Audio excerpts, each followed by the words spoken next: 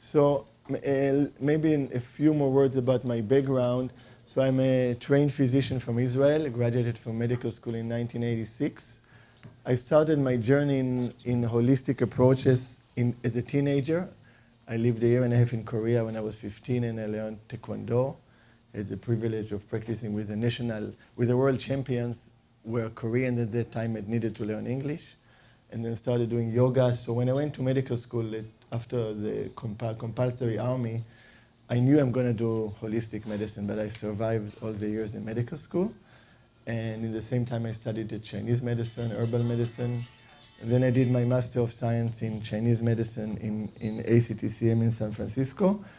And then I studied a unique lineage of Chinese medicine, the Book of Difficult Questions, that is focused on cancer treatment. And my biggest influence is my training over 30 years in Tibetan Buddhism. I was privileged to train with the greatest masters who are not alive anymore, also was a doctor, and got a certain unique understanding of mind-body training and connection, which I teach on a volunteer basis all over the world. I just came back from teaching. And on a clinical, so on one level I have my esoteric part, on other level I'm a researcher, I have an NIH grant. I do a lot of research in the field of therapeutic apheresis, removal of inflammatory compounds and galectin-3 through filtration of the plasma. And you're trying the mic? Oh, okay. Can you hear me at the end like this? No. You can't? Okay. So, now it's not working. Okay, we are good now. Don't touch it. Okay, so this evening I want to focus from a pointed point of view on the role of galectin-3 in different indications and about the microbiome and healthy boundaries, modified cytospectin as a galectin-3 inhibitor. But I actually want to share something which is bigger, much bigger. I want to offer you a different paradigm to look at health and disease. I wouldn't call it a paradigm shift because some of you may be doing it. There are different ways, different models for looking at health and disease. The basic pattern of health and disease is a movement from harmony to survival. And really health is movement from survival to harmony. As we know, inflammation is at the root of... Okay.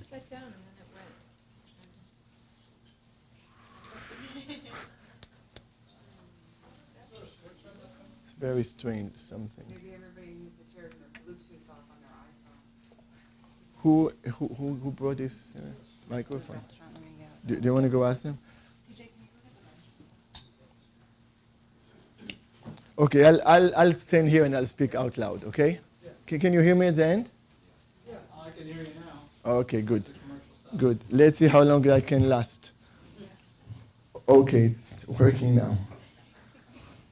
So, if we really look at health and a disease, it's really a dialogue between harmony and survival. So we know that there is a lot of understanding now, especially in holistic approach and integrative approach, about the role of inflammation in every chronic disease, right? There are many books about the role of inflammation. There are many... I'm going to go without it because it's not... Okay, so I'm getting inflamed from this. So there are many... We know about the role of inflammation in many, many illnesses, in almost every chronic disease. And I was just talking to somebody who's a medical student in one of the best schools in the country, and I asked them, do they teach you that inflammation is at the root of every disease? And they said no. Well, but actually inflammation is not at the root of any disease. Inflammation is not the cause of anything. Inflammation is a response. It's a response to survival. Survival, it's the reason that causes us to respond with inflammation. Survival of us as human beings and survival of the disease itself. The tool of survival exists in us, exists in the microbiome, exists in many diseases that live within our body. And if we had more time, and we're really interested in philosophy and a little bit dive into some Buddhist concept, we'll ask, but where does survival come from?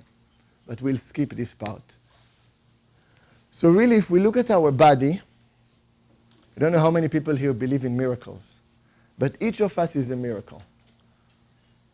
Because we have 50 billion cells that started from a few cells that were completely identical, and we have cells that have such different differentiation. It's mind-blowing. Nerve cells, and optic cells, and digestive cells, and cardiac cells, etc. And all these 50 billion cells live in harmony with each other. They all know when they need attention and when they need to sit quiet. We don't have enough blood to nourish all the cells in the body. We don't, right? Certain capillaries, certain arterioles contract, and we have less blood supply. You know, if we need to digest a lot of food, there is less blood for the muscular system. If we are running, there's less blood for the digestive system. It's a total harmony. So from the point of a cell in the body, the cell doesn't have self-identification, which is the root of survival. The cell is part of an amazing harmony of 50 billion cells, each of them with hundreds of processes happening all the time. When this harmony goes off, that's when trouble starts. When the body decides that a certain part of the body is no longer in harmony with it, and it wants to attack it, we get autoimmune diseases.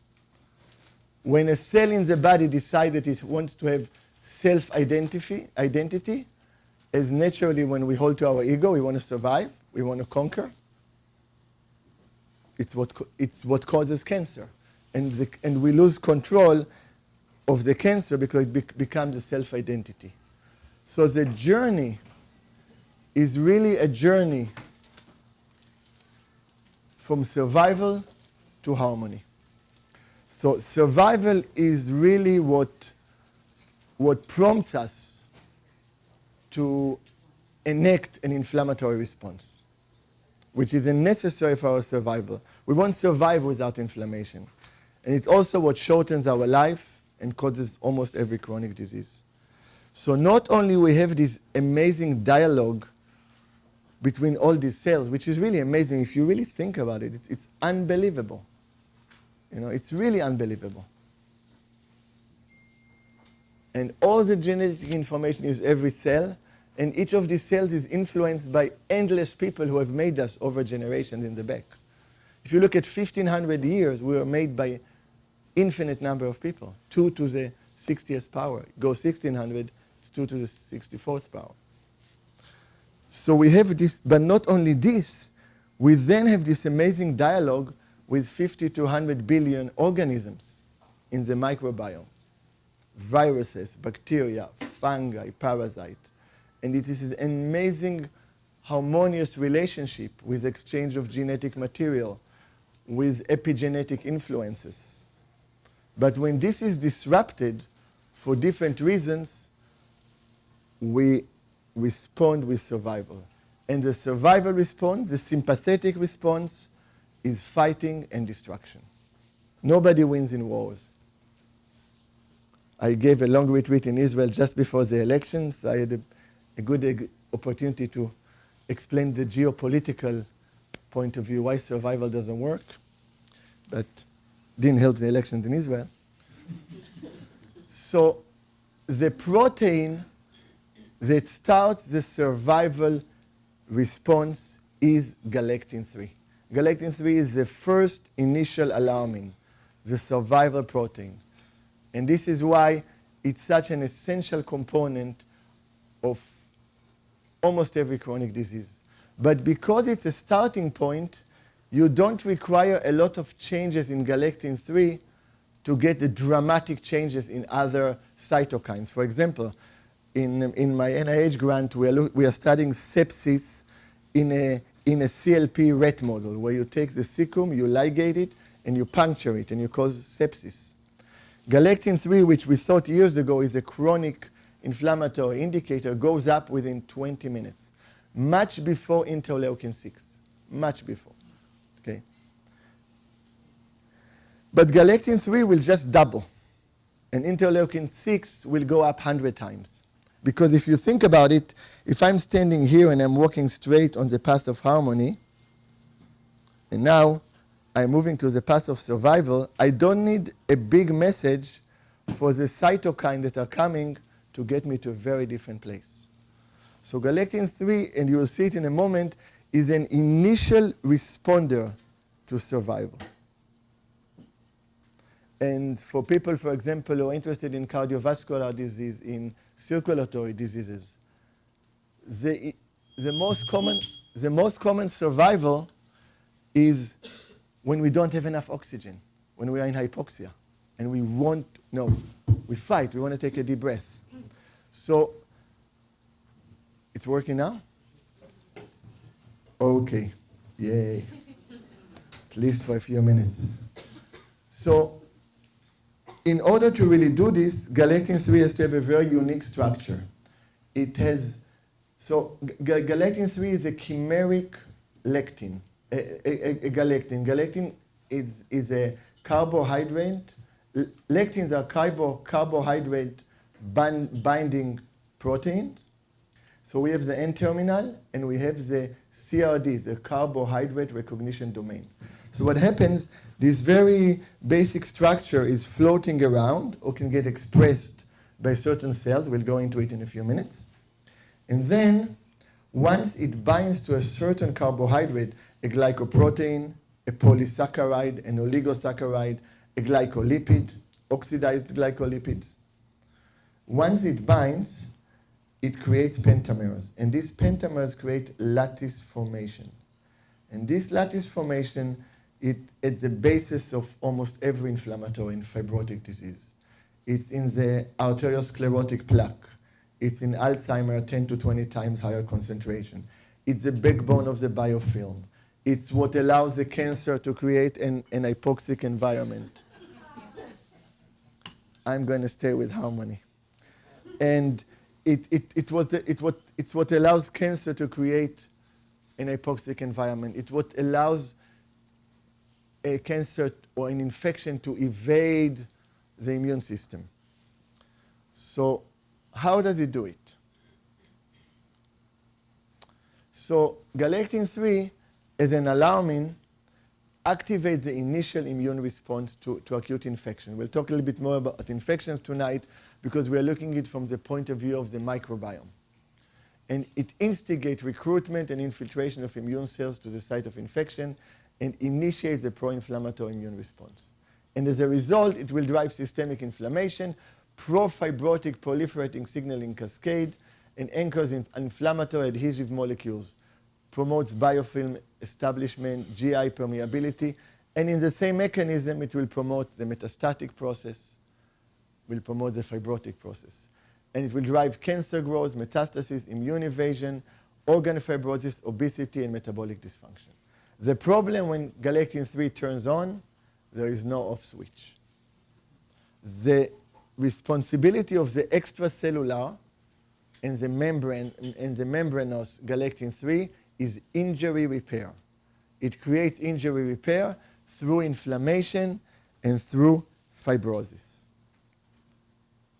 So if we have a lot of galectin-3 monomers, and some of them are free, they get bound to certain glycans, and they create this pentamer structure. It binds glycoprotein, glycolipids, inflammation, and growth factors.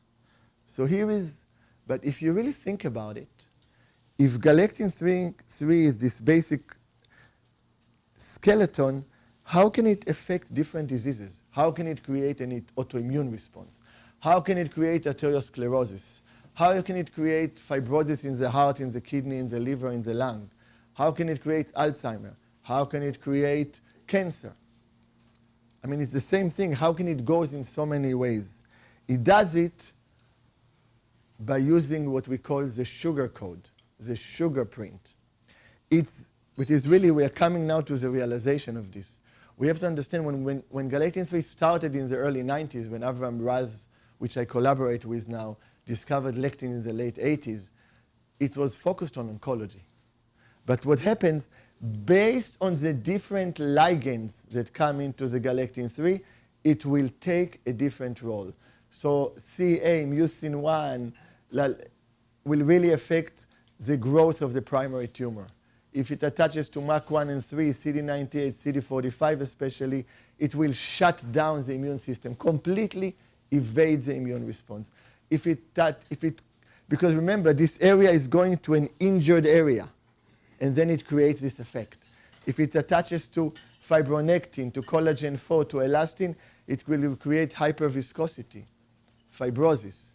If it attaches to encadherin, desmoglein, hensin, it will affect cancer growth. If it integrins and VEGF, will affect the metastatic process and will affect the creation of the more aggressive biofilm. If it attaches, same with A3B1 integrins, which, by the way, are elevated when you have a high T4 to T3 ratio. In your cancer patients, you want this normal range is a dangerous thing, as many of you know. I'm preaching to the choir. You want to play the balance to have more T3 than T4. T3 will reduce integrins, and T4 will increase it. And if it binds to GAGs, it will affect neuroinflammation. So the different sugars allow to navigate the galectin-3 into different area, and makes it very multifunctional. Also, just to give you a sense, if galectin-3 is present in nanogram ml, VEGF is present in picogram ml, in 1,000ths, similar molecular weight.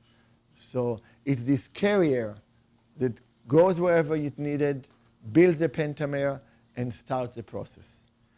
Really, we never imagined that within 20 minutes we'll be publishing this data once we do a few more studies on it. So what it does, the galectin-3, it creates this lattice formation that mediates cell surface and extracellular matrix effect. And I think there is finally emphasis in almost chronic disease, definitely in oncology, is about the extracellular matrix,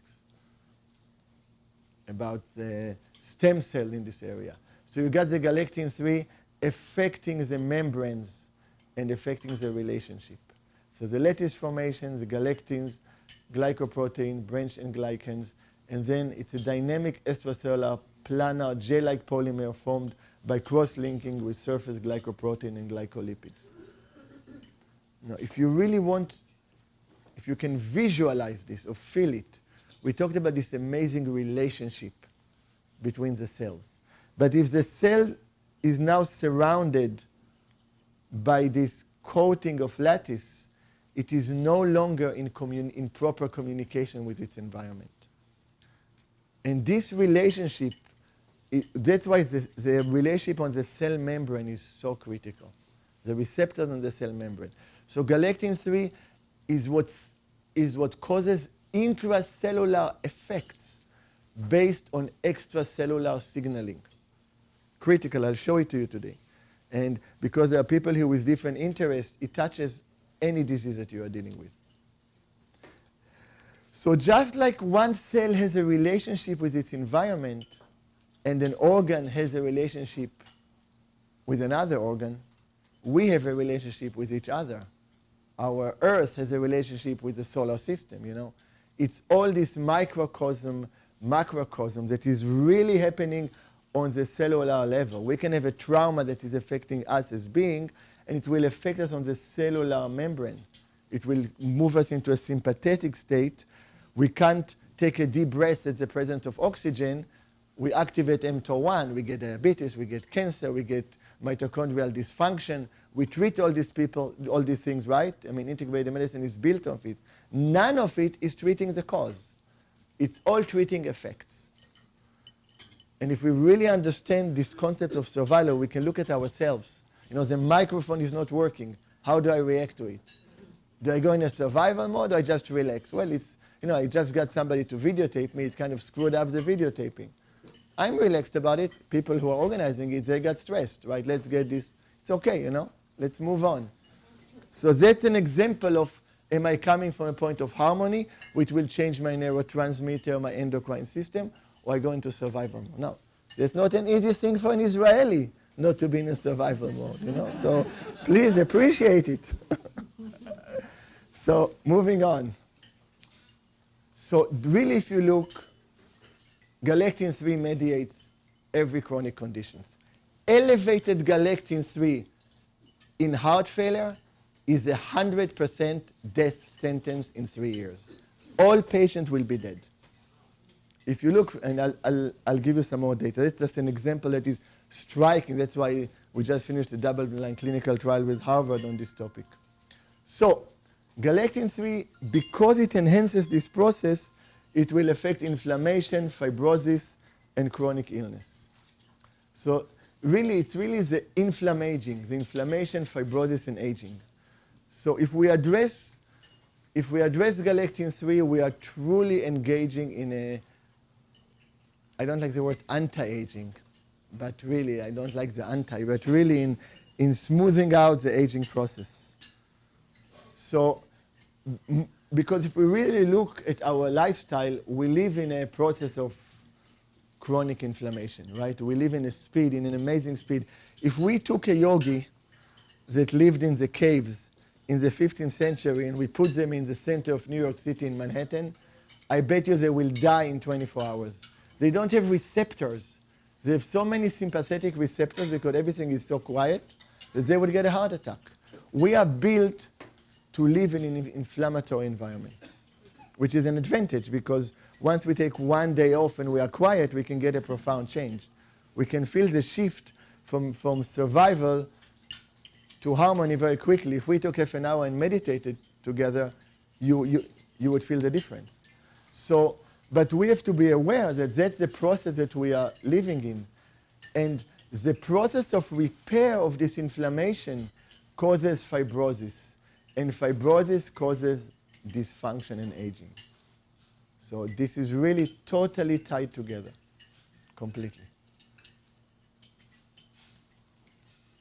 So if we look at galectin-3 as a survival protein, it has intracellular effects. It stimulates proliferative signaling, inhibits apoptosis, and promotes tumor growth in cancer. Classical. I mean, tumor is a classical survival mechanism. And what happens to the tumor at the end? The tumor kills itself once it kills the host. It's a losing proposition. If the tumor could be happy with just growing a little bit, it would be enough. It's an important concept. Keep it in mind. We'll talk about it. And on the cell-to-cell interaction, it's an anchor for inflammatory and adhesive molecules to promote fibrosis and in the level of cancer to stimulate migration, angiogenesis, and invasion to promote cancer metastasis. Now, when we look at lifestyle changes, we all are aware that the same lifestyle changes will be good for cancer patients, for diabetic patients, for heart disease, because we are shifting them away from this survival mode. And I'm leading towards, I'm going to come to the biofilm, because the biofilm can be harmonious, and the biofilm can be in a survival mode. And remember, we need survival, right? We need survival. If there's fire, we got to run. And on the environmental regulation, it's a component of the biofilms in chronic infection. It inhibits immune surveillance remarkably and promotes metabolic and organ dysfunction. I mean, modified citrospectin pectasol is probably the best immune enhancer, much better than any medicinal mushrooms. We show it in studies. Now we understand why. So specifically, a lot of the papers now are in cardiovascular health and fibrosis. There are about 19 or 20 published papers in major journals, including American Heart Association journals, about the role of galectin-3 as a promoter of collagen-1 synthesis that will affect heart failure, hypertension, arteriosclerosis, acute and chronic kidney conditions. We're doing a mega diagnostic study on this in Israel on 200 patients now. And joint destruction, aging, acute and chronic lung condition, and acute and chronic liver condition, and cancer. This is more specific for the fibrotic part. How does it do it? Well, galectin-3 is at the center of the inflammatory and fibrotic process. Okay? When a macrophage meets an inflamed environment, for example, in obesity, obesity will turn macrophage as part of insulin resistance to be inflamed, M2 macrophage. The macrophage will excrete galectin-3 that, for example, will block the insulin receptors. And you will see later when I show the slide intracellularly, will block AMPK, and you get your mitochondrial function is gone. But galectin-3 itself, through upregulation of mRNA, that we know pectasol-c reverses this upregulation, we have published on this, will enhance macrophage to become inflamed, and then you start getting the nasty inflammatory cascade. TNF-alpha, which is a double-edged sword, good in the beginning, bad news on the long term. IL-4, IL-8, inflammation, extracellular matrix adhesion, tissue injury, and fibrosis. And in the same time, for cardiovascular health, for cardiac health, it will stimulate fibroblast, myofibroblast, collagen, and tissue fibrosis. So for example, aldosterone will cause galectin-3 expression and release. Increased galectin-3 leads to aldosterone-induced end organ damage. Inhibition of GAL3 abolishes aldosterone-induced effects. About close to 20 papers on this. Okay? Renal damage, sclerosis and fibrosis, cardiac remodeling, hypertrophy and fibrosis, and vascular remodeling. For example, in animal studies, you can show that aldosterone galectin-3 will cause aortic stenosis, will be completely reversed when you gave these animals modified cytospectin. 18 out of 19 studies. The one study that didn't show the result is when a group in Australia did not use our pectasol modified cytospectin, because MCP is a generic name. Remarkable and very, very good journal. These are multi-center papers in European and American.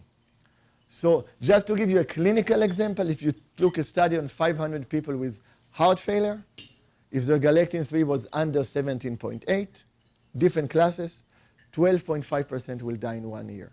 If their galectin-3 was over 25.6, not a big difference, 37% dead in 1 year, 100% dead in 3 years. Why? Because ejection preserved heart failure is driven by galectin-3. And often these patients have CKD, even if early stage. CKD drives galectin-3 production and slows down the clearance of galectin-3. And as you know, people who deal with heart failure with kidney failure, the patient with a kidney failure will die from heart failure. Why? Galectin-3. It's shown in huge series of thousands of patients.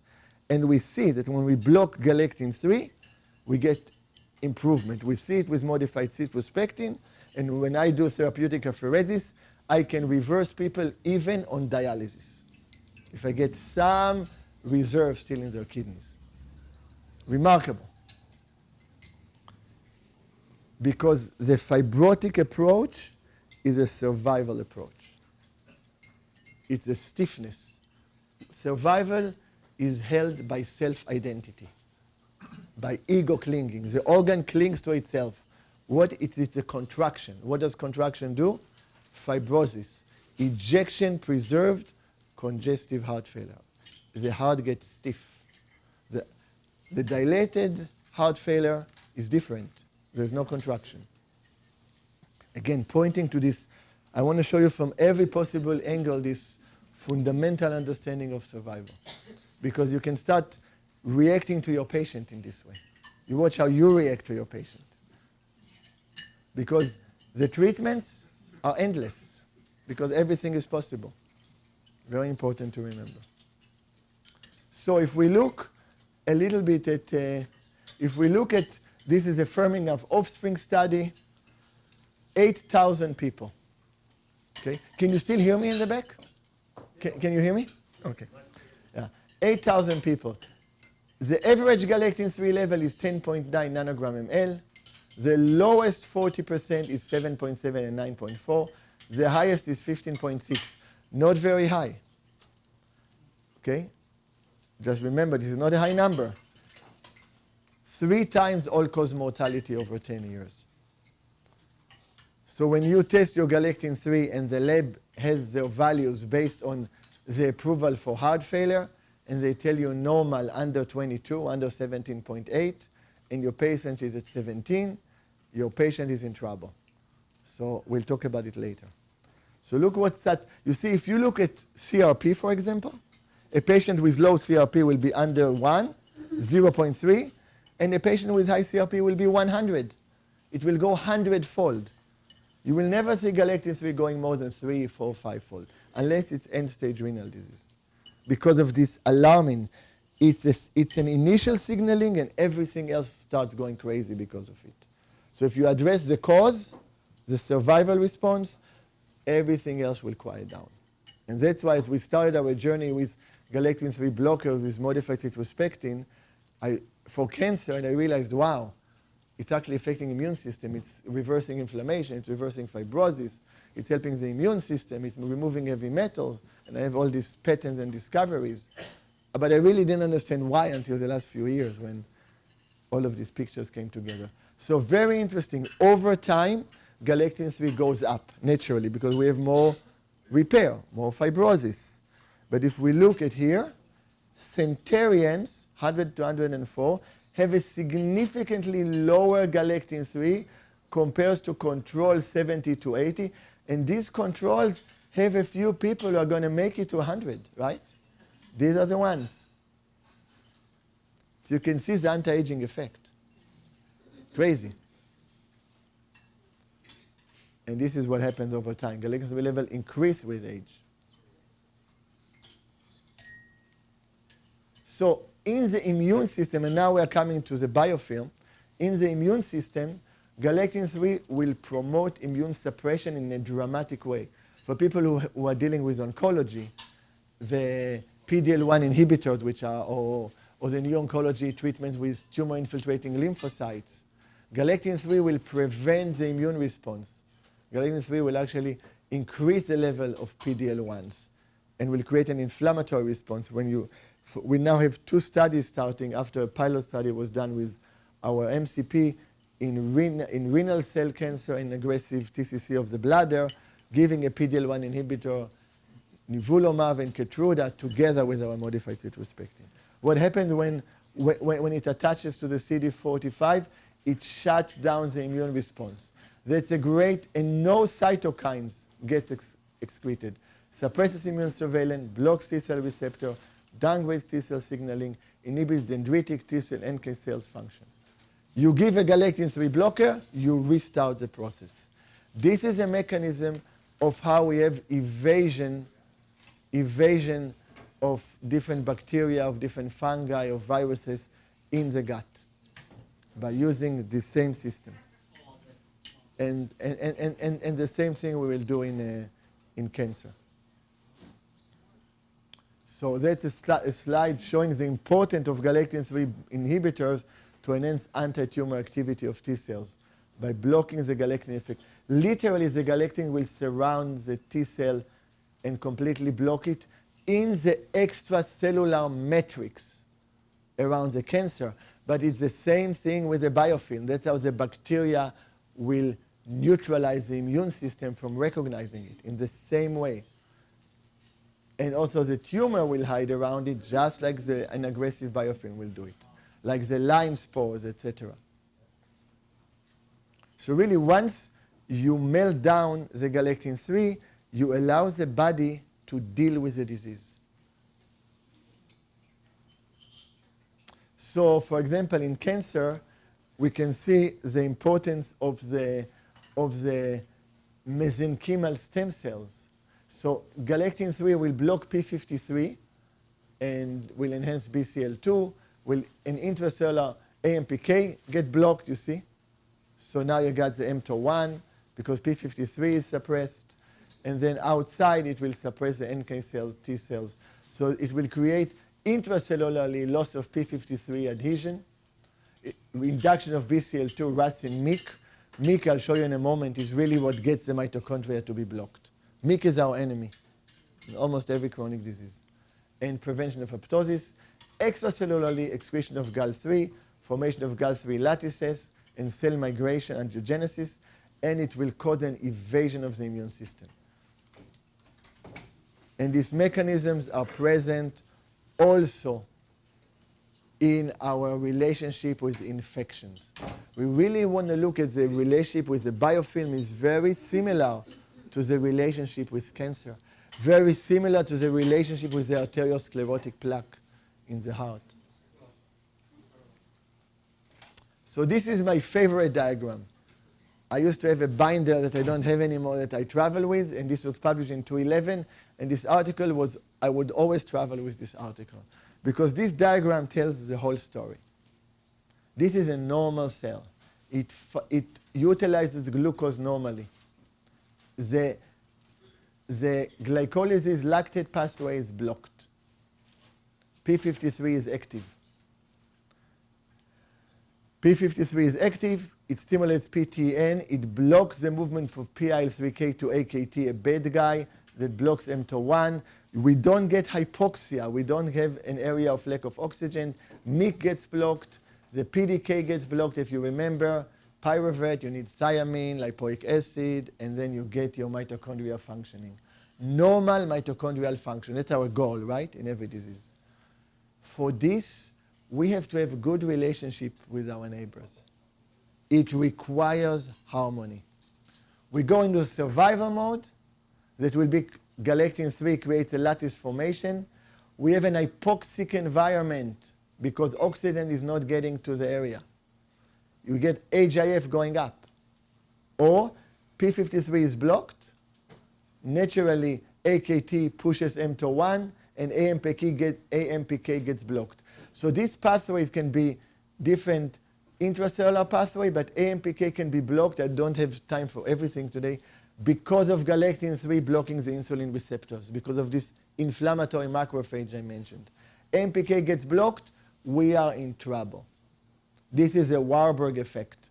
In the presence of oxygen, the cancer cell is developing an acidotic, hypoxic environment. Why? Because it's in a survival mode. We give chemotherapy, the cancer goes into a greater survival mode. What happens? If we kill all the cancers, we are lucky. If we don't kill all the cancer, what happens? We get more cancer stem cells. Cancer stem cell survive stress. Anybody here is a beekeeper? I was a beekeeper as a hobby. Yeah. If anybody is a beekeeper as a child, it was my hobby, all the way to my 20s. If a beehive is under siege and only 5% of the bees survive, the queen will always survive because the queen is a stem cell of the beehive, right? The stem cell of our body is our heart. Our heart gives without boundaries. It's what moderates this amazing harmony. So here, the trick is how can we move from a survival to a place of balance? How can we do it? So we got to block galectin-3. We can use something like honokiol. People use our honokiol. What honokiol does intracellularly, it will block AKT, it will block mTOR1, it will block HIF, and it will block TNF alpha, NF kappa beta. And then not only it has an anti-cancer effect, but if you look at the literature, it kills every possible infection. I'm sorry, I missed what compound that is. Honokiol. Honokiol, yeah, honokiol, H-O-N-O-K-I-O-L. I don't have a board here to write on. Honokiol is an active compound in magnolia. It's an amazing compound for anti-cancer effects. It shifts glutamate into GABA, so it's a very relaxing effect, but without the side effects of cannabis. Very relaxing. I mean, it's amazing. You take honokiol, every cell in the body, let's go. It's a profound experience. And it is, people have to try it, right? You try it and in 10 minutes, just wow. And it's a lot of the research is anti-cancer. I published a number of papers on it. But it also has an amazing anti-infectious effect on viruses, on bacteria, on fungus, on parasites. Crazy, okay? Why? Because it balances this function and allows the body to overcome the infection. We have to understand, if we can expose the cancer cell, the immune system is going to take care of it. You know, we just finished a multi-center trial on biochemical relapse of prostate cancer. Okay? So biochemical relapse of prostate cancer. Now we just recruited the 58th patient. We submitted for ASCO a paper, multi-center on 53 patients. If we were a pharmaceutical, we would get a big podium. We are a natural product. We barely got an abstract, okay? That's the politics of medicine. Survival. Anyway, we accept it with love and we move on, you know? But in this study, okay, so patient's prostate was removed, PSA is 0, PSA comes up. PSA is coming from cancer. Now, it's an early stage. We give them just our modified cytospectin, nothing else. This is a population in Israel who doesn't do diet, doesn't do anything. They are in a survival mode, believe me. Okay? They take pectasol-c 15 grams a day. 77% of them had a positive effect. 70% PSA stopped rising or went down. How is it possible? It doesn't kill the cancer directly. It makes all these changes I told you about. It breaks the lattice formation. It creates this normal pathway.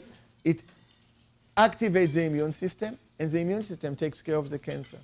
The crazy thing is that a few of the patients who did not respond and decided to continue taking the modified cytospectin started responding a year later.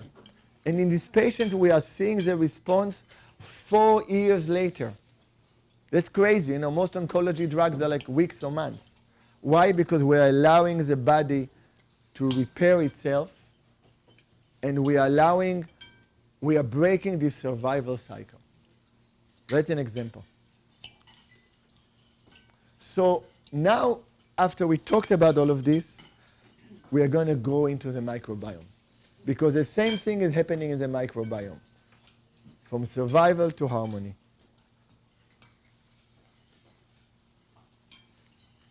So as Hippocrates says, all disease starts in the gut. So the microbiome, it's a cluster of well-balanced, defined communities of protozoa, fungi, bacteria, viruses, many more viruses and bacteria, occupy distinct niches within the GI tract, and function like an endocrine organ.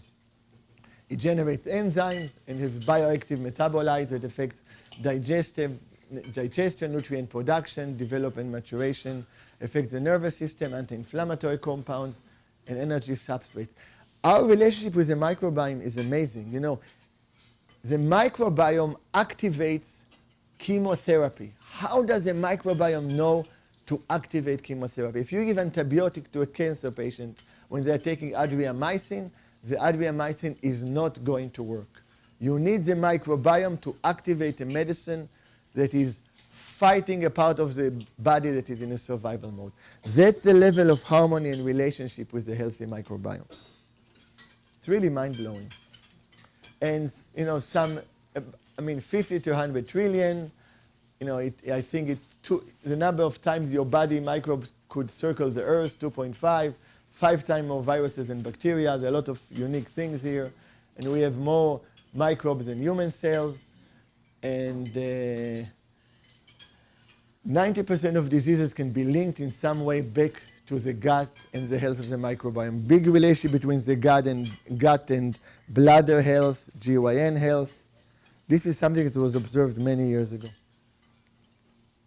So if we look at the contributing factor, we really have to look at epigenetic influences. So we have our genetic factors, but the microbiome is really established by the age 4 based on exposure. Okay, so we have issues like hygiene, dietary factors, medication, stress, toxic exposures, inflammation, lack of exercise, and infections. All of them affect the microbiome. The glycobiome, that's where we start getting into the galectin-3, is really a relationship with its bacteria and mucus at the epithelial interface. And mucosa-associated microbial composition is very important. The glycobiome is involved with production of mucus-degrading enzymes and mucus-binding extracellular protein, such as galectin-3. And by creating these enzymes, the microbiome, when it becomes an aggressive biofilm, an aggressive microbiome, less diversity. If you think harmony has great diversity, because everybody can express themselves. When you have less harmony, you have less diversity. Then it will disrupt the epithelial junction and the integrity of the gut membrane. And once it happens, when we have the loss of biodiversity, of balance between cooperating and self-survival species, again, more of the self-survival, then you start with dysbiosis, permeability, bacterial endotoxin translocation, and systemic inflammation. So the galectin-3 not only affects the microbiome in the gut, but this inflammatory compound which are penetrating into our circulation will take a ride on galectin-3. LPS, lipopolysaccharides from gram-negative bacteria, will attach to galectin-3 and will stimulate neuroinflammation and Alzheimer's disease, etc., etc. And we'll show how when we use modified citrospectin, we counter the effect. One of the amazing things when you take pectasol at full dose, your memory gets better. It's kind of crazy. Because we are lowering this neuroinflammation. So this is a balance. When the global influence of microbiome is working well, we have resistance to infection, we have repression of virulence, we have epithelial homeostasis, and we have support of the immune system, and this is a dialogue.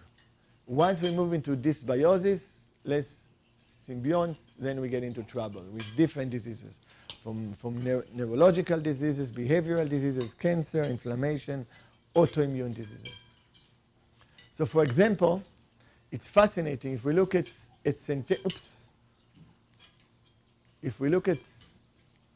centurions, you can see that they have much more diversity and healthier bacteria compared to unhealthy elderly over 65, which have more morbidities, lung cancer, dementia, colorectal cancer, all related to this change of balance.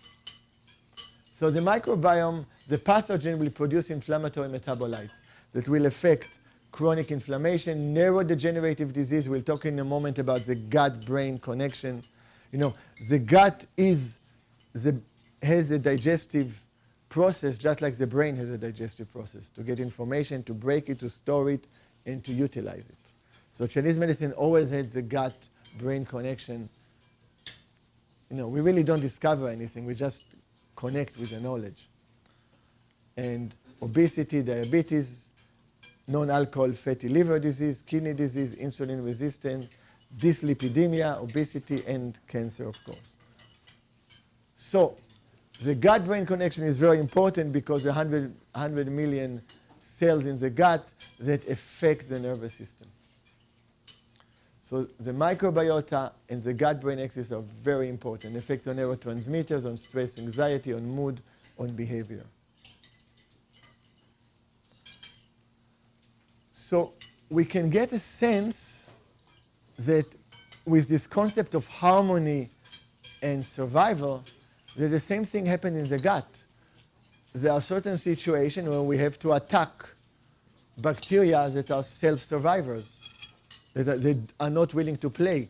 Lyme disease is an example. If somebody comes with acute Lyme disease, it didn't penetrate yet. If you hit them with antibiotics long enough, you can get rid of the disease. Once somebody has chronic Lyme disease, I'm convinced now 100%, the last thing you want to do is give them antibiotics because you're going to create a virulent, more aggressive disease that can hide under the biofilm. And galectin-3 becomes the basic structure that the Lyme, the Borrelia, other co-infections will use. For example, if you look at galectin-3 in Lyme patients, it's very low. It's very low because it's not circulating. It's sequestered in the biofilm. As a response, TGF-beta will go up. When you balance them, galectin-3 goes up to normal. From 4, it goes up to 7 and 8, and TGF-beta comes down. They're now moving less on the fibrotic pathways, and they're able to mount a normal inflammatory response. Because these spirochetes are smart. They know how to suppress our immune response. So, and often Lyme disease is an issue of boundaries. Same like the gut permeability in Lyme patient is often an energetic issue of permeability. So if we look at galectin-3 specific as driver of chronic inflammation without an off switch, it will affect the chronic inflammation cycle, systemic inflammation, organ and tissue fibrosis, metabolic dysregulation, and specifically dysbiosis, intestinal inflammation and permeability, toxin translocation, and immune dysfunction. Now, all of this will contribute to infection and to abnormal microbiome. So if we look specifically at studies and papers on galectin-3 in the microbiome, and really most of them are from the last few years, we can see that there is elevated galectin-3 expression in damaged epithelial gut lining. Galectin-3 will bind to pathogenic bacteria, viruses, fungi, and parasites, and will allow for tissue adhesion and immune evasion. Remember, I showed you the integrins, the sticky molecules, VEGF to create new blood supply.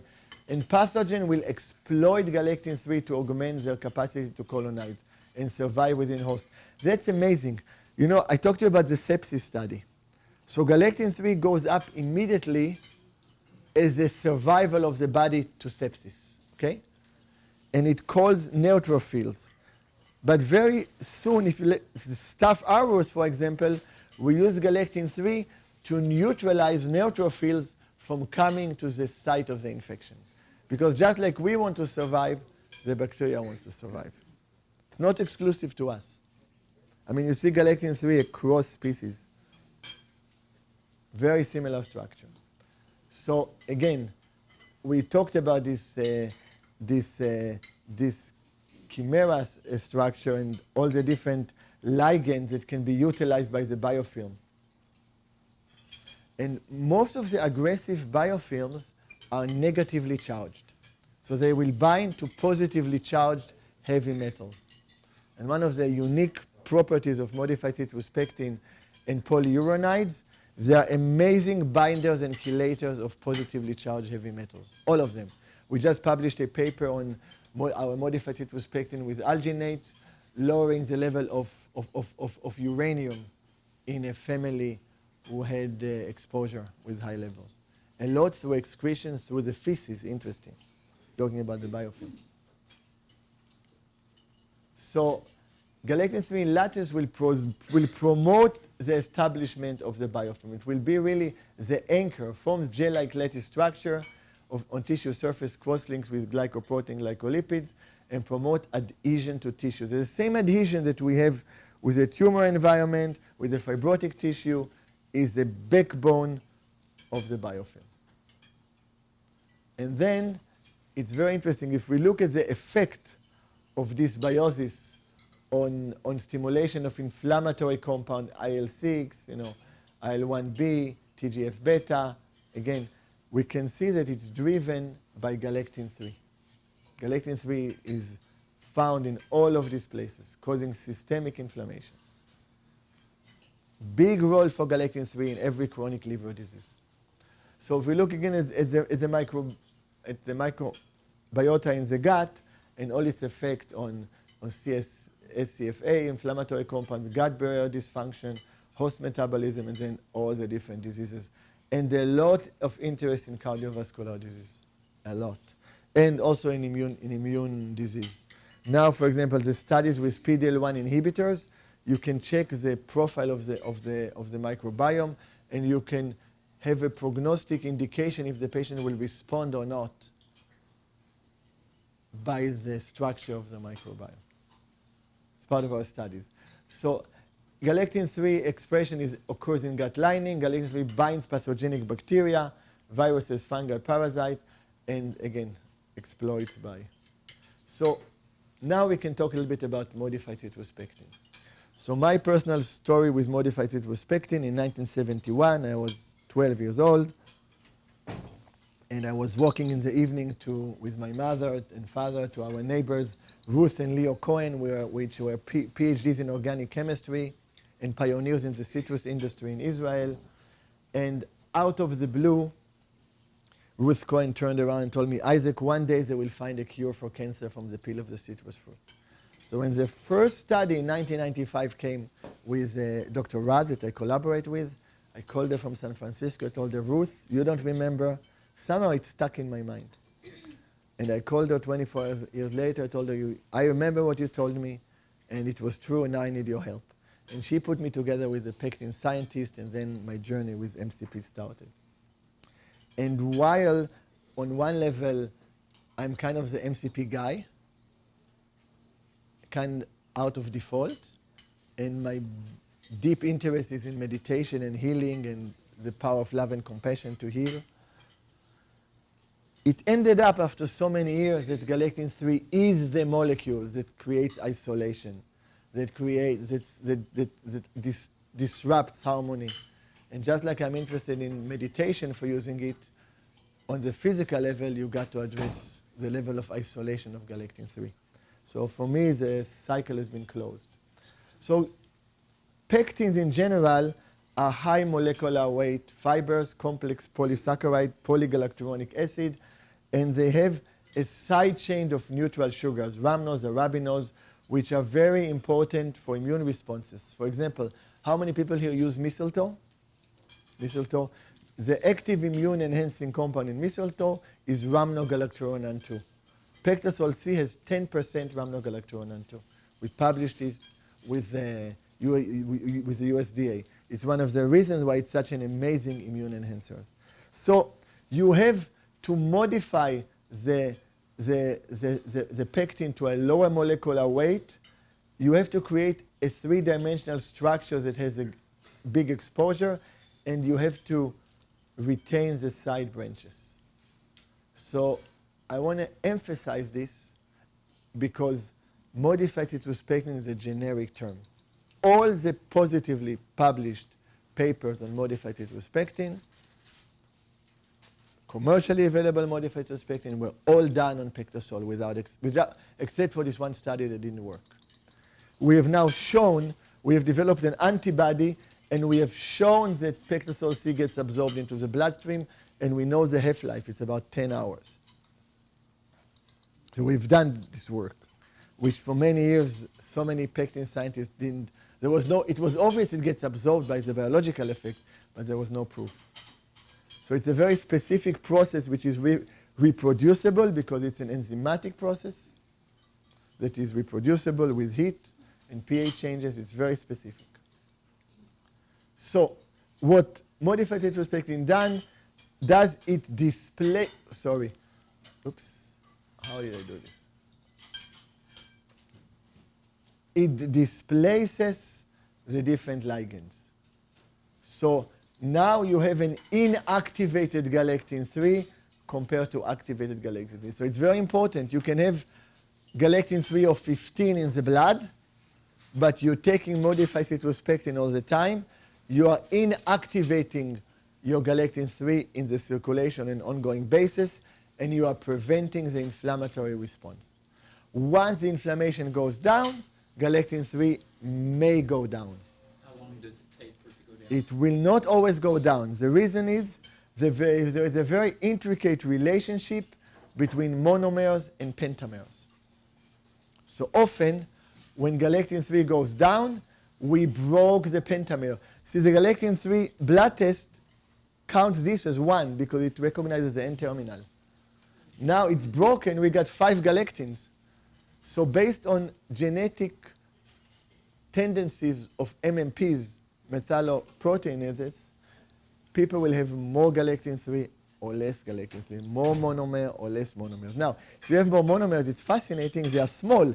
They can penetrate into smaller spaces, and then they can bind to ligands and cause problems. So people have more monomers can actually metastasize more because they can get to this sneak in and then create their pentamers. So you do not give modified citrus pectin based on galectin-3. The most important indication who takes galectin-3 is anyone that is breathing. Because I am serious. You know, if you looked at my charts 10 years ago, modified citrus pectin was not at the top of my list, even if I did the research, part of being opened. I'm convinced it's the most important supplement you can give to your patients. Over 8,000 papers on galectin-3. over 50 papers just on our MCP. All of them are positive. There is yet to be one negative paper on MCP.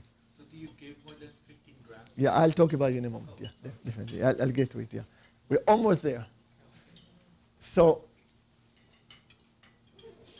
this over 50 published papers, so really the idea with the modified tetrospectin is we move from survival to harmony.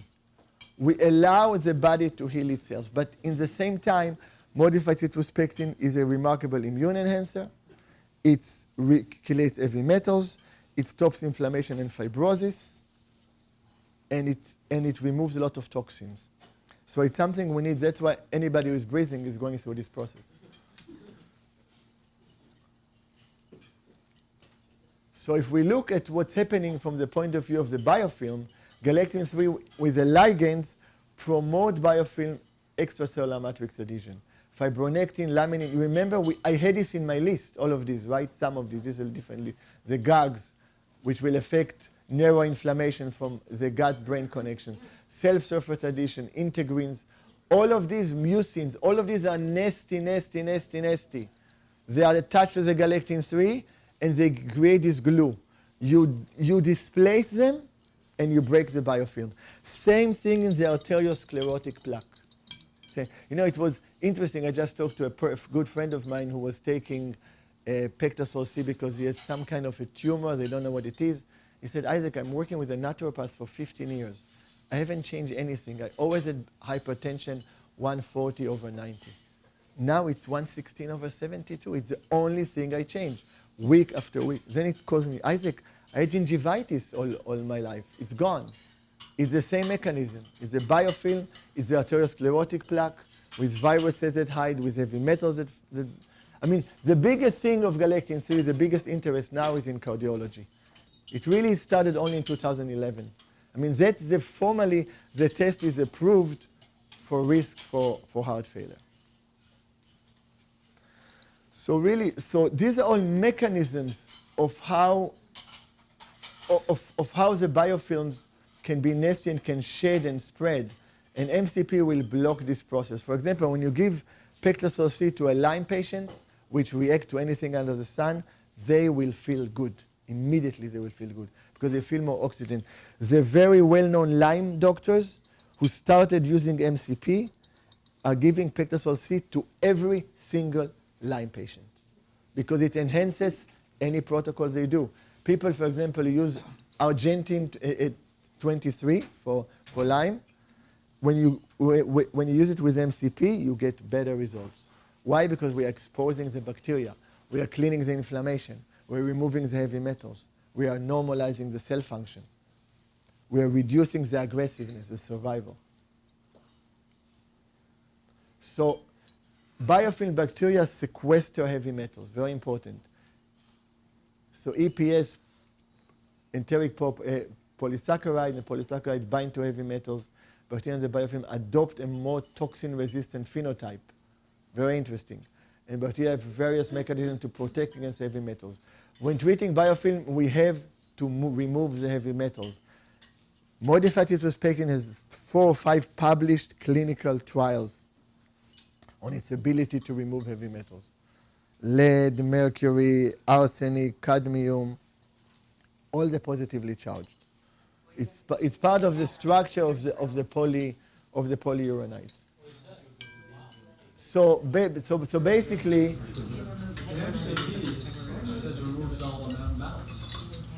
yeah, definitely. Modified tetrospectin is really, there's a lot of myth around chelating agent, natural chelating agent. Modified tetrospectin has published papers. I'm not focusing on it today. Showing, for example, children with toxic lead levels in China, dramatic decreases in blood levels, dramatic increases in urinary excretion. Dramatic. P-value is 0.0003. We're going to do a big study in China. We did 7 children. All of them responded. It was in 2007, and when they had the big lead taint scandal, we got the letters. There are no more children in China with lead toxicity. The study has to stop. If it was on 20, it was published. If it was 20, it would have been in a major pediatric journal. So we have patients who have problems with gadolinium. Yeah, I know. It will remove. Yeah, it will remove. So Yes. that'll work? Yes, yes. I'm an interventional radiologist. Yeah, I know. Yeah, it's a huge. But okay, so let me give you. Somebody asked me about it yesterday. Let me give you a little bit of a bigger picture. So modified citrospectin is this extracellular membrane effect. Okay. The concept in detoxification is the concept of discharge and elimination. Discharge is removing stuff from the tissue. Elimination is getting rid out of it through urinary system, right, gut, etc. I am privileged in really seeing the blood of patients like no one else. Why? Because I do therapeutic apheresis. I look at every filter of the patient. I know what's going on in the plasma. So I take patients, let's say I'm using a device that is formally used for LDL apheresis, for patients with genetic hypercholesterolemia, and the treatment is done every 2 weeks. What do? Especially now that my device doesn't take fibrinogen too low, I do it day after day. Okay? So if there's cholesterol, the cholesterol is non-detectable. The CRP is non-detectable. Guess what? On the second treatment, I get 3 to 5 times more stuff coming out of the filter. Why? Because the tissue is discharging. The tissue is discharging. It's through osmosis. It's like you bring the blood to how it was when we were 16 years old. The body can exhale. What is exhaling is letting go. You know? In order to inhale, we got to exhale. Detox, transformation, and healing. It's the whole topic. So we have a product called Detox Complete that addresses the discharge elimination. So phase 1 liver, phase 2. The image, if you open all the closet in the kitchen and throw everything on the floor, you got to be able to clean it up. The other part is intracellular ROS and oxidative stress. And for this, we have an amazing product called Ion Shield. Amazing. Unfortunately, it's not marketed properly. Often people who get to know me say, Isaac, you are the best known secret in town. You know? This product, we designed over 3 years with the idea that it will protect against radiation of all kinds. I started it because I fly a lot, right? I just came from Israel. I mean, it's a lot of miles. So, and we've published a paper showing an antioxidant, anti-inflammatory response unreal compared to any antioxidant. And I think that Dr. Harper has a lot of experience with it in environmental, and it really works unusually well. So when you really want to address these patients, you will give him the extracellular the intracellular by using cellular shield. So we have a protocol, or ion shield, we have a protocol if people get imaging treatments, if people get amalgam removal, it's similar. You give them the pectasol-c at full dose, 15 grams, and you give them the Detox Complete. And then you got the whole thing going. So for this patient, it's important to prepare them before the scan. So we have protocols for this, and we will share them with you. But it's really a combination of using this thing, because I've written about it in the 90s, but many radiologists, maybe now more, and oncologists definitely. You send your patient for a follow-up for a PET-CT every 3 months, you're going to kill them from the PET-CT. The amount of radiation is crazy. So we're trying to minimize and mitigate the damage of radiation. So for this, we have specific protocols. Well, yeah, but for me, I just say to patients, this is your life. And they say, I don't want that, it's too much radiation, doc. It's like, this is your life. I need to know if you've got tumors elsewhere. I have to go in and do more intervention. No, definitely, it's a give and take. If you give an MRI, there's less radiation, but there's, so what? So you take? So the contract is worse, or the radiation? Yeah, there are strategies. Of course, it's a big question. So if we go back to the effects, so endotoxins that are released from dying pathogen, galectin-3 will bind to LPS and will upregulate neutrophil production of inflammatory cytokines, leaky gut, endotoxin translocation, systemic inflammation. This is your Herxheimer reaction. One of the typical things with modified citrospectin, you don't see these kind of reactions. You don't see like an aggravation. You just don't see it. I mean, I can't recall. The gut can get sensitive because of the potassium and sodium, but you don't see this. So if we look at this effect, modified cytospectin will counteract this effect. So if we look at studies, animal studies, and now we're showing it in our rat studies as well, we use LPS enhanced. If we enhance serum of animals with LPS, we get a rise in galectin-3. This is not this slide. This is a research I'm doing as part of my NIH grant. And so if we look at this, and we see the control with LPS stimulation, okay, compared to no stimulation, and the IL-1B, we can see how MCP takes it down, and with stimulation, it still doesn't come in the same level. But look at the effect on IL-6. It's a dramatic difference. So MCP is very important for neuroinflammation because it cuts this process. And LPS is directly related to leaky gut and to abnormal gut. So MCP, now there are quite a few studies. We've done a lot of research with the USDA. We had a joint research project for many years. And we have saw that our modified cytospectin demonstrated antimicrobial effects against multiple strains of Staphylococcus aureus, including MRSA strains. Again, Staph aureus is also a negatively charged biofilm, so it sequesters a lot of heavy metals. And additive and synergistic bactericidal effect gets fascinating together with cephalosporin, with cefotaxime. Huge for Lyme disease, right? And how does it do it? It exposes the bacteria. MCP is demonstrated that effect against Shigella toxins, E. coli, LPS, and MCP demonstrated enhanced lactobacillus growth. So modified cytospectin is a very important prebiotic. Actually, we have proven its prebiotic properties in some studies. Additive effect against Shigella toxin, producing E. coli, inhibiting binding to cells, reduction in cytotoxicity. So again, we come back to this diagram. We come back, we close the whole circle. We did this journey together. I hope I didn't bore you too much. And we came back to this idea of regulation of cancer cell metabolism, really moving from a survival mode to a harmony mode. And in the same way, the microbiome reflects the same. If there is a self-surviving infection, we have to fight it.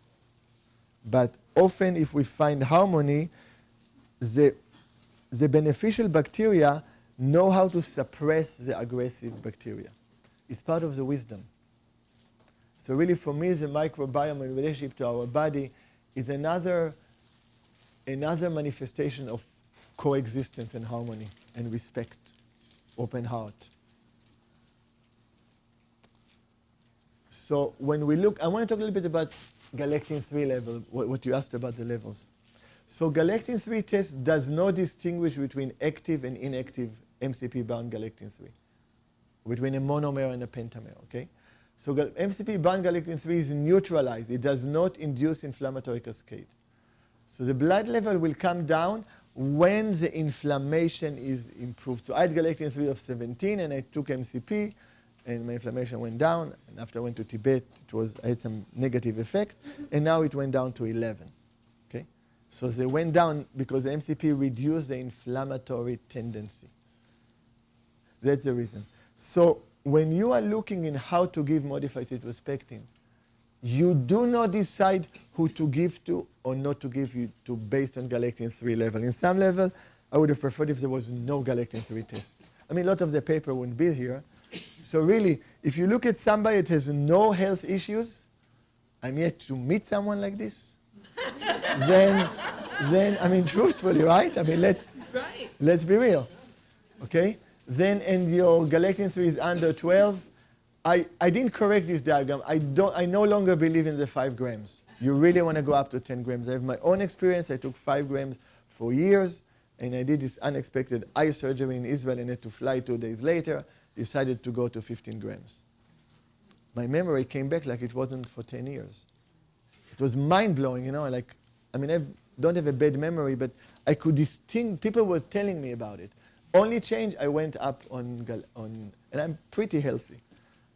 Not totally, actually, I'm not really healthy. So why would you use the galectin-3 levels? If you have somebody healthy and they have over 17.8, all alarms need to come up. You've got to give them a full dose of 15 grams. Now, what will produce galectin-3? Fibrosis processes. So if for example, if somebody had surgery and they have a scar, and they tell you my scar is bothering me for 20 years, they are producing growth factor. It's time for neural therapy. You know, how many people here do injecting scars? Now, isn't it amazing that you inject the scar and the scar disappears, right?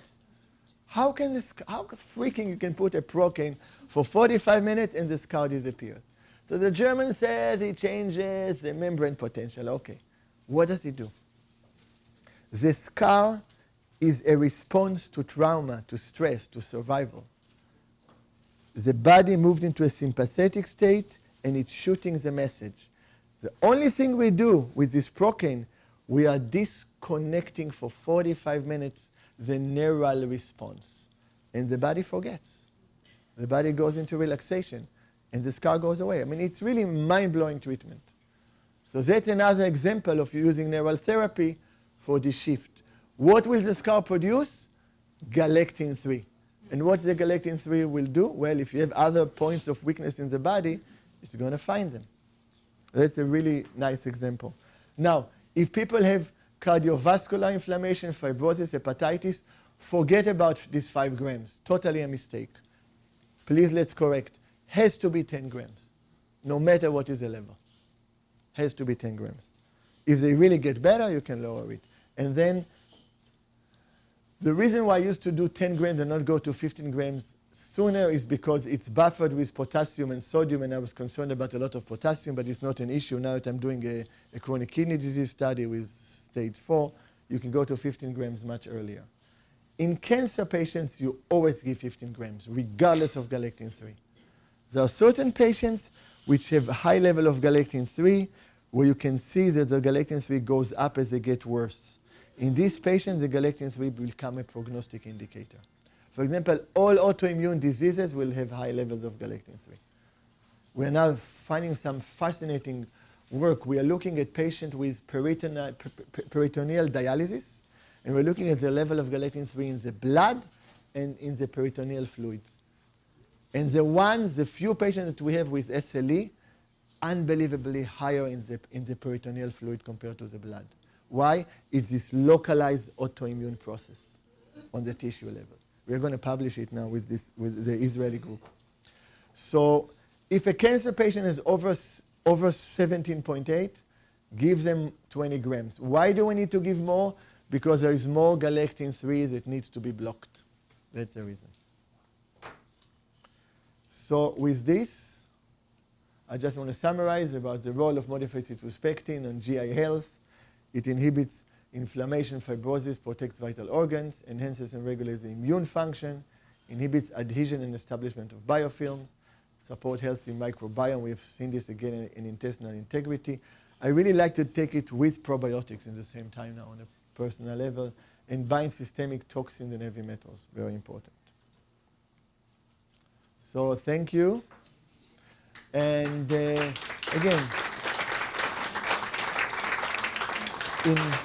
in cases of extreme inflammation, then we do things like therapeutic apheresis, which is really the specialty of the clinic. So I'm open to questions. Yes. The patients that have inflammatory bowel disease and you give them the pectasol and they get diarrhea and cramping, you start at a lower dose on those people and gradually work it up? Yes, you do. And for certain people with Crohn's and ulcerative colitis, over time it will really help their chronic inflammatory disease because it's driven by galectin-3. The problem is the gut is very sensitive, it's true. So you have to start very, very slow. Yes?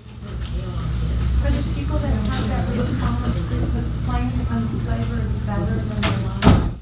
It's a really good question. I think that actually the lime may actually work easier. Can you repeat the question? Yeah, sorry, here are the questions. I promised. So people with inflammatory bowel issues that have like a little bit of a response of diarrhea or gas with modified citrospectin, you start slower, and probably the lime-based will work better for them. I don't know if it's stevia, but they really have to try it. But you can start with a low dose. Yes? Okay, what about when people have SIBO or diverticulitis? So the patient, both patient with SIBO will really benefit from modified citrospectin because it will naturally, see, it's a prebiotic, so it will help the gut to realign itself by changing the balance between aggressive bacteria and beneficial bacteria. That's the beauty of it. And diverticulitis? I've never had an issue with giving pectasol-c to patients with diverticulitis. I don't see a reason why it won't work. A lot of relationship with gut inflammation and galectin-3, definitely. Yes? Is there a potential to overdose? You know, I've never had a negative effect. Maybe one patient, one time I heard, I'm not sure, out of tens or hundreds of thousands. The only thing is that for some people there's some gut sensitivity because of the potassium and sodium, so you have to kind of build it up. But I've never seen it. Usually you see, when we started this for cancer, we were getting this feedback that joint pains are getting better and memory is getting better. We really couldn't understand why. I remember Julian Whitaker called me in '98 that a patient with hypertension totally reversed it, and he gave it to them for cancer, and that's when my light bulbs, started. Yeah, so I've never seen an overdose. Yes. So what is the end stage renal disease, GFR, or the recovery hyperkalemia? So hyperkalemia is tricky. So now I talked with the head of nephrology in a big hospital, and we calculated, and they really have to be pre-dialysis, like EGFR 12, 14, that you won't give them more than 5 grams. But even at EGFR of 20s, I would go into 5 grams twice a day. But you got to watch the potassium, of course. But it's interesting. There was a process of trying to get an FDA approval for a similar pectin, which is not as effective as ours as a drug for IV. And they showed improvement in EGFR in stage 3B and 4. But these patients which have CKD and heart failure, they are a time bomb. You got to neutralize the fibrotic process. So when it's extreme and they can afford him, I will apheresis him. I just had a person like this who came, it was unbelievable. Yes? Hi, I have a question about people that have like chronic stealth infection like Lyme's and Bartonella and Epstein-Barr virus and these things, and you're saying that these patients, a lot of times the galactin level will actually be low because it's not tripping the immune system. So then these patients, you'll see like the CD8, the CD57 count low. Exactly. Is that like another marker? Yeah, it's interesting. I can take patients who have a CD57 of 30, and I will do apheresis for them. I'm removing inflammatory factors more aggressively, and I will check them 48 hours later, and it's 110. Because you're removing the inhibitory compounds. These inhibitory compounds are sitting on galectin-3. So the MCP will improve the CD57. Definitely. So the problem of the Lyme patients, they often have a certain character, personality, very friendly, sweet. They don't have strong boundaries. They don't have strong immune system. So they don't have the survival approach. The galectin-3 is inactive. It's inactive because it's sequestered around the areas of the infection. The infection is damping the immune response and holding the galectin-3 hostage.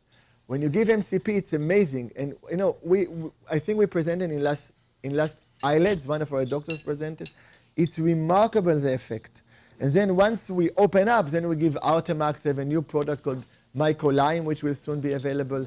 So we have the attacking products, but you really look at the modified citrospectin as allowing the body to do its job, but not through inflammation and fibrosis. We got to stop this survival mechanism. I mean, it kind of sounds to me like, the body has this acute response, and it's almost like it goes a little haywire as Totally. you get older, and becomes this chronic process. Oh, absolutely. Definitely. And the biofilm knows how to manipulate this. Right. You know, the body responds, the body can recognize stressed tissue. You know, and then there's a greater expression of galectin-3. It's remarkable. Yes. Yes. So knowing that Akkermansia and the microbiome actually improves outcome of chemotherapies, I wasn't sure if you know how the MCP affects Akkermansia growth in regards to that, and then how that ties back into MCP working in shrinking tumors and also improved outcomes. What we know about modified tisuspectin, that it's synergistic with every chemotherapy it was tested for. Quite a few numbers. Taxanes, adriamycin, cisplatinum, so different families, you know, definitely. But then the Akkermansia growth, seeing how Akkermansia is one of the primary protectors of the intestinal membrane in the microbiome. So I haven't seen studies on this specifically, but I can look, it would be nice to actually do. And now so I'm connecting now with a certain microbiome lab, and we'll do some more work. We'll have a lot of more information because our PD-L1 inhibitor studies with MCP in Israel. We'll have a microbiome fecal testing company that is sponsoring the testing. So we will get the answer. Okay. Definitely. Great. Thank you. That's a great point. Yes. What about the patient who has mercury amalgams and for some reason cannot have them removed? Do you still feel comfortable giving them the MCP even though they'll have an endless source of mercury since the amalgams are still there? Totally. Because the MCP will not chelate intracellularly. MCP is a great, for such patients, for example, you won't give DMPS because, you know, you will pull it out of the amalgams. Also, you know, if the amalgams are very old, it's less of an issue. It's already in the system. These are the ideal patient to give them modified tisuspectin. No issue. We have published on chronic mercury toxicity 6 cases where we have seen when they took modified tisuspectin, we did a DMPS challenge. We gave them MCP for 4 to 7 months, and we did another DMPS challenge, and we average lowered the level by 70%. Definitely. So even when people who do IV chelation therapy, use it together with modified tisuspectin and keep the MCP in between, because the MCP will prevent the reabsorption into the tissue that we talked about. Yeah, we have a whole lecture on this, but thank you. It's a great question. And of course, I forgot to mention the question like I promised. Yes. So what's your experience with MCP and heart failure, maybe stage 3 heart failure, change in outcome? I think modified tisuspectin is essential in heart failure, especially if you have patients with a more fibrotic in nature, especially. But also, so let me give you a story that will put it all together. So a published, because I'm finally writing a book about galectin-3, and it's called From Survival to Wellness, Reversing the Hidden Cause of Chronic Disease and Aging. So we wanted to see the effects of galectin-3, if meditation has effects on galectin-3. Okay, so just last 2 minutes, and then you're free. Last 2 minutes. So they took 30 patients who came straight from NMI in the cardiac unit. 10 of them learned relaxation response, simple meditation. 10 of them learned listen to music, and 10 of them didn't do anything. They compared the patient who learned 20 minutes of meditation compared to the ones that didn't do anything. The oxidation reserve was so much better. The decrease in inflammatory compound was so dramatic that even with 10 and 10, p-value was under 0.001. Galectin-3 went down from 12.5 to 11.4. Now here is an example, just one thing. Then 60 days later, they took the same group who were kind of learned the meditation and were hopefully doing it at home. And they gave them another 20-minute session. Galectin-3 went down from 12.5 to 11.4 or 11.2 after 20 minutes only of meditating.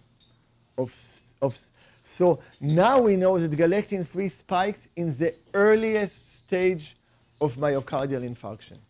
We had no idea. We thought it's a chronic thing 20 years ago. It actually spikes probably before C-reactive protein. So I'm developing a column for removal of galectin-3, which probably will never happen because it's too expensive. I don't feel like raising money for this. I've raised and I'm tired of it. No more survival unless somebody comes, Isaac, please, here is a check for 15 million, please do it. I'll tell him, oh, okay, I'll do it. You know? But, so I developed an antibody and I proved the concept with Harvard, with David Sachs, who discovered MHC2, you know, the major, I really worked with top people. And now the idea is that patients, 600,000 people die from sepsis in the United States. And if I can remove their galectin-3 immediately, they will not die from sepsis. If I get an MI patient and immediately remove the galectin-3, they will have no damage. We see it again and again and again in these models. Why? It's an alarming. There's no oxygen, the body goes into a survival mode. You cut the survival mode, the cells survive. The damage, there's no fibrotic chain of reactions. How about post-stroke patients? All of them, it's the same pattern. But of course, with apheresis is tricky because of using of heparin, depends what stroke.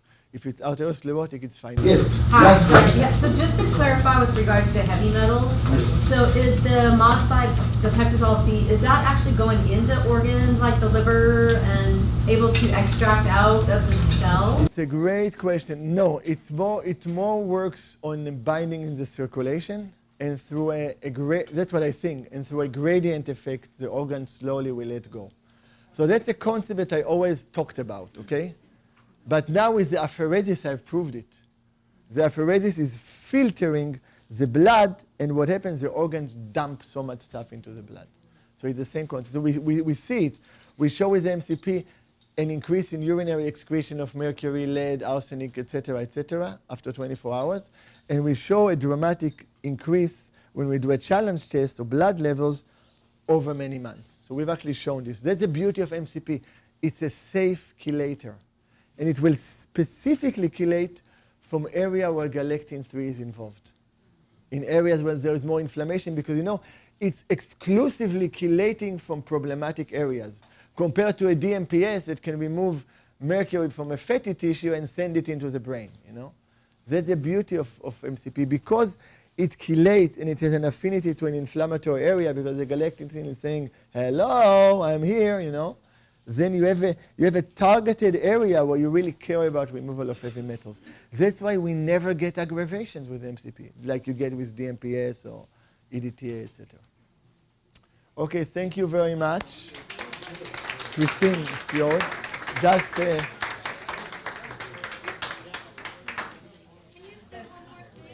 Yes. Just tell us 1 second about About honokiol. So what's unique about honokiol is that it has the mechanisms where it's an antioxidant for a normal cell, and it becomes a pro-oxidant for the cell when there's a p53 mutation, or for bacteria that are functioning abnormally. So it's a killing agent for cancer, for infections, and yet it has an antioxidative protective effect. And because it works intracellularly, it's very synergistic with modified cytospectin. It has a nervous system effect. It's an amazing compound. It's like a miracle compound. And I used to do it intravenously. It was the only place in the world. And unfortunately, I cannot compound it anymore. And one of my dearest patients with stage 4 prostate cancer for 15 years, once I didn't get it, he died. Actually, I have to publish it for him. It's amazing. I kept him for 3 years. He was dying, and said, okay, come, and I have them do it at home, and he lived 3 good years. I ran out of the stuff. He died. You have it in capsule form now, though. What? You have it in... Yeah, of course, yeah. And it's available in capsules. And we can send you some more information about it, of course. Okay, Christine, it's you.